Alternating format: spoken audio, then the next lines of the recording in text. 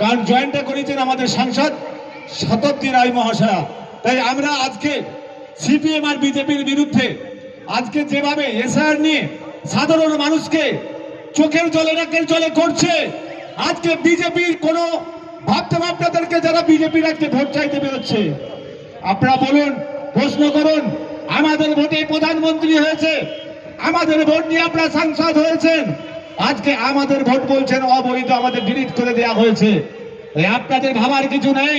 মাননীয় মুখ্যমন্ত্রী মমতা বন্দ্যোপাধ্যায় আছেন, বাংলায় আজকে প্রত্যেকটা মানুষের পাশে থাকবে, আশা ভরসা আপনারা রাখবেন।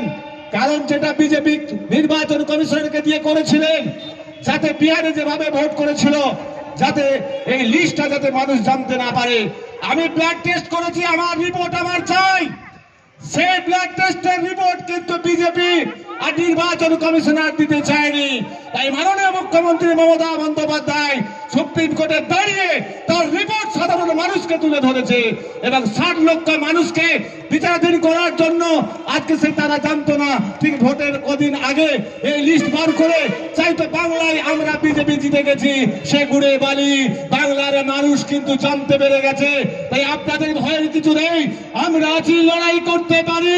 মাননীয় মুখ্যমন্ত্রী মমতা বন্দ্যোপাধ্যায় আমাদের সাথে আছে, আমরা আপনাদের সাথে আছি। বাংলার মানুষ লড়াই করার জন্য প্রস্তুত আছে। আমাদেরকে ভাবতে হবে, আজকে সিপিএম এর আজকে সিআইটি আজকে উনি জয়েন করেছেন, বিজেপি আমার মায়ের